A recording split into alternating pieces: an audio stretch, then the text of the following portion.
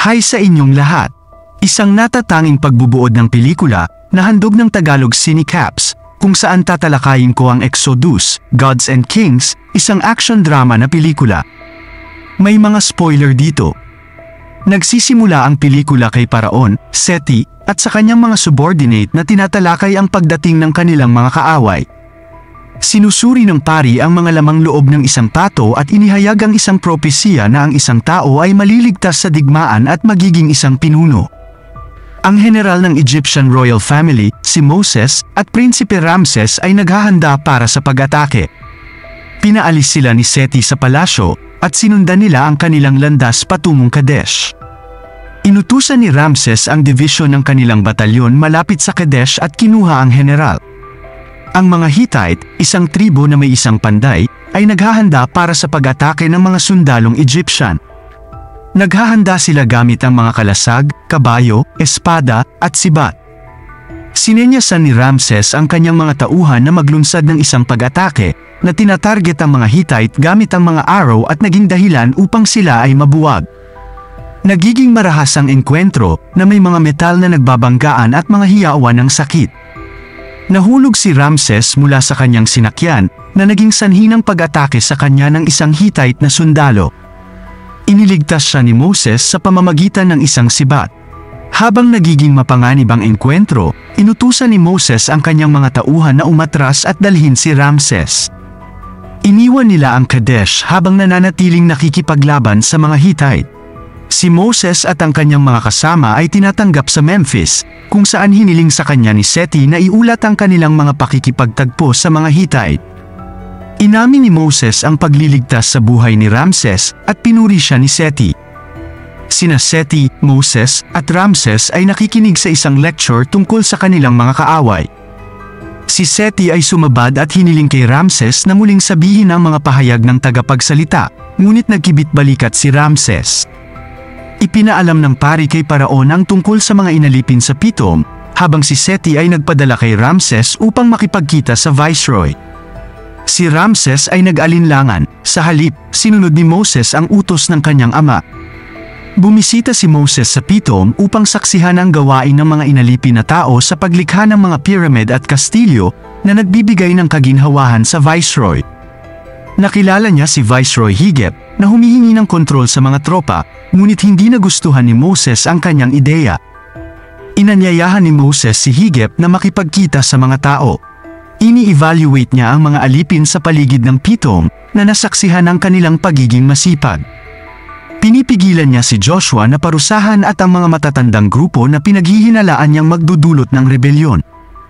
Nakilala ni Moses si Nun, isang elder na tinatalakay ang relihiyon at ang lugar ng Canaan.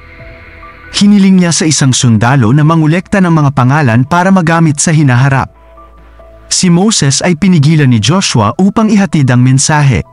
Hinarap ni Moses si Higep tungkol sa kanyang pamamahala sa Pitom, na hinihiling na suriin ang mga rekord ng ulat at minamaliit siya dahil hindi siya ang hari ng Ehipto. Dumating si Moses sa bahay panalanginan at sinabi sa kanya ni Nun ang tungkol sa mga propesiya at ang kanyang pinagmulan. Nagalit si Moses at nagpasyang umalis. Patuloy na sinabi ni Nun kay Moses ang tungkol sa kanyang paglalakbay sa Memphis at ang kanyang mga royalty. Umalis si Moses, ngunit binansagan siya ng mga espiya bilang isang taksil at pinatay ang 2 gwardya. 2 Hebreo ang nakikinig at nagulat ng pag-uusap. Si Moses ay bumalik sa Memphis na hinarap ang mga manggagamot at tagapaglingkod ng Paraon. Inutusan siya ni Seti na maghatid ng ulat tungkol sa Pitom na isiniwalat ang mga aksyon ni Higep ngunit hindi kailanman ipinagtapat ang kalituhan. Namatay si Seti at ang kanyang kahalili, si Ramses, ay nagsagawa ng seremonya ng paglilibing upang ilabas ang kanyang mummified na katawan, sa gayon ay kinuha ang trono ng kanyang ama. Pinag-usapan ni Ramses, Moses, at mga tagapayo ang mga plano ng yumaong Paraon, ngunit dumating si Higep. Hinihimok ni Ramses ang lahat na mabilis na lumabas, sa kabila ng kahilingan ni Higep ang isang pribadong pag-uusap. Nagbahagi si Higep ng impormasyon tungkol sa tunay na pagkakakilanlan ni Moses kay Ramses, na humantong sa isang paghaharap sa pagitan ni Ramses at Moses pagkatapos umalis ni Higep. Hinarap ni Ramses sina Bithia at Miriam upang ibunyag ang katotohanan, ngunit itinanggi nila ito.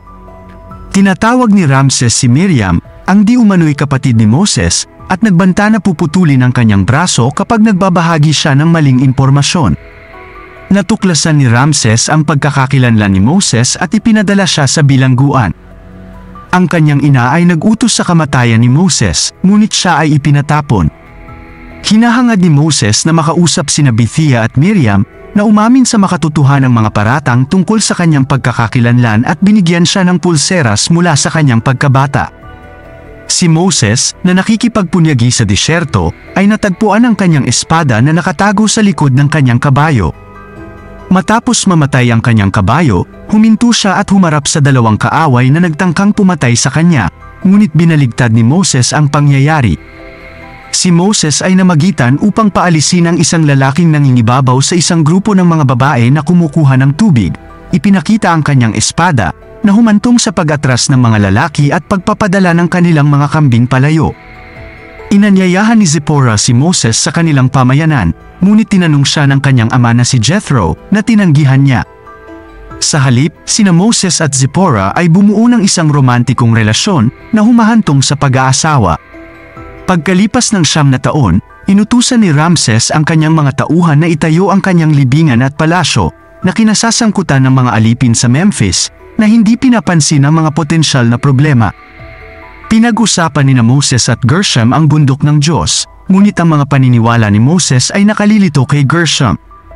Ang ina ni Gershom, si Zipporah, ay hinarap si Moses habang siya ay nag-aalaga ng mga kambing at tupa. Si Moses, isang pastol, ay sinusundan ng kanyang mga tupa sa isang ipinagbabawal na bundok, ngunit ang pagguho ng lupa ay nagpatumba sa kanya sa lupa at nawala ng malay.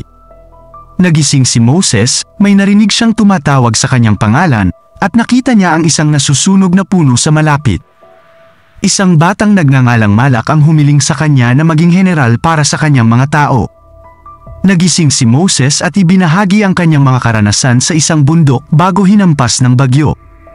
Ibinahagi niya ang mga turo ng Diyos kay Zipporah, ngunit tinanggihan ni Zipporah ang kanyang mga pag-aangkin at sinabihan siyang magpahinga. Si Moses ay nakipag-ugnayan kay Gershom ngunit napapansin ang pagbuo ng mga bato, na nauunawaan ang likha ni Malak at ang mukha ni Gershom. Dinala ni Moses ang kanyang anak sa kanilang bahay. Napagtanto ni Moses ang hitsura ni Malak at naghanda para sa Memphis, humihingi ng pahintulot mula kina Gershom at Zipporah, ngunit pareho silang nagalit sa kanyang desisyon. Dumating si Moses sa Pitom at nasaksihan ang mga labi ng mga alipin na sinusunog araw-araw. Hinanap niya ang bahay panalanginan, nakatagpo si Nun, Joshua, Aaron, ang kanyang kapatid, at mga kamag-anak. Dinalaw ni Moses si Ramses sa kanyang palasyo na nagpahayag ng kanyang mga mungkahi. Pagkatapos magbalik loob sa Kristyanismo, ibinahagi niya ang kanyang mga pangangailangan kay Ramses at tumakas sakay ng kabayo. Namangha si Ramses sa pagdating ni Moses at inutusan niya ang kanyang mga tauhan na paslangin siya at ang kanyang pamilya upang salungatin ang hula. Sinalakay ng mga sundalong Egyptian ang Pitom, ngunit walang nakahanap kay Moses. Pinapapaslang ni Ramses ang mga miyembro ng pamilya ng alipin hanggang sa lumitaw si Moses, na nagudyok sa kanila na lumaban. Sinanay ni Moses ang mga alipin na gumamit ng mga busog at palaso para sa labanan, na hinihikayat silang sirain ang mga mapagkukunan ng Egypt. Nagplano sila ng panununog habang nagtatapon ng langis, na naglalayong salakayin ang mga Egyptian at gawing abo ang lungsod. Tinalakay ni Moses at Malak ang pagpapahinto sa pagkaalipin sa Ehipto. Iminumungkahi ni Malak na panuuri ng mga Egyptian na nahaharap sa mga hamon, kabilang ang mga hayop na umaatake sa mga tao, ang ilog Nile na naging dugo, at milyon-milyong insekto na sumisira sa pagkain at nagdudulot ng mga sakit sa balat. Walang nakakakuha ng immunity mula sa parusang ito, kasama si Ramses at ang kanyang asawa. Ang mga insekto sa Egypt ay nagdudulot ng gutom, sumisira ng mga pananim, at nagudyok sa mga tao na magnakaw sa palasyo, na ikinagalit ni Ramses. Iniutos ni Ramses ang arrow spray na pagpatay sa mga nagnanakaw. Ipinahayag ni Ramses ang kanyang pananampalataya sa Diyos kapag nakaranas siya ng kakaibang pakiramdam sa kanyang paligid. Si Ramses, na naniniwalang si Moses iyon, ay nagpahayag ng galit at nagbanta na papatayin ang bawat batang Hebreo at lunurin sila sa ilog Nile, na naniniwalang mas mataas siya sa anumang buhay o supernatural na nilalang. Hinimok ni Malak si Moses na kilalanin ang paghihirap ng mga Hebreo sa ilalim ng mga paraon na nagpapahayag ng galit sa kanilang mga kawalang katarungan. Si Moses ay umalis, ngunit ang kadiliman ay naglaho habang ang liwanag ay yumakap sa lugar. Binalaan ni Moses si Ramses tungkol sa isang pahayag bago ang paglubog ng araw na hinihimok siyang sumuko upang matiyak ang kaligtasan ng mga mamamayan. Hinimok ni Moses si Ramses na protektahan ang kanyang anak kung hindi siya susunod. Inutusan ni Moses na pumatay ng isang tupa at markahan ang kanilang mga pintuan ng dugo nito upang maprotektahan sila mula sa posibleng dilubyo, habang ang mga naniniwala kay Moses ay kinakatay ang kanilang mga tupa. Si Ramses, na nababalisa sa babala ni Moses, ay nasaksihan ng mga batang Egyptian na nawawala ng hininga. Hinarap ni Ramses si Moses tungkol sa kanyang Diyos bilang isang mamamatay tao ng mga bata. Sumuko si Ramses at umalis ang mga Hebreo sa Ehipto. Nagluluksa si Ramses sa pagkamatay ng kanyang anak at nagpasya na patayin sila. Pinapahinga ni Moses ang mga Hebreo bago tumungo sa dagat. Kinwestiyon ni Aaron ang desisyon ni Moses sa mga kipot o bundok, ngunit pinili ni Moses ang mga kabundukan upang pigilan ang mga karo sa pagsunod.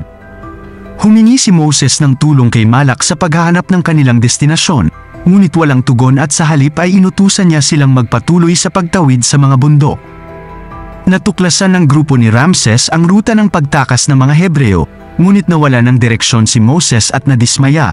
Inihagis ang kanyang espada sa dagat upang ipahayag ang kanyang galit. Isang paghaharap sa pagitan ng mga alipin at mga Egyptian ang nangyari nang dumating ang isang delubyo na naging dahilan upang umatras si Commander Cayen. Hinabol ni Ramses si Moses, ngunit nilunod silang lahat ng tubig. Nakaligtas si Moses at natagpuan ni Ramses ang kanyang mga tauhan na patay sa baybayin ng dagat. Si Moses ay bumalik sa tribo ng kanyang pamilya, muling nakipag-ugnayan kina Gershom at Zipporah, at kinikilala ang mga Hebreo bilang kanyang bayan kapag dumarating ang mga ito. Isinulat ni Moses ang 10 utos sa bundok Sinai na nagsisilbing batas na gagabay sa kanyang mga tao. Pagkaraan ng ilang taon, nasaksihan ni Moses, isang matandang lalaki, ang mensahero ng Diyos na naglalakad kasama ng mga Hebreo sa disyerto.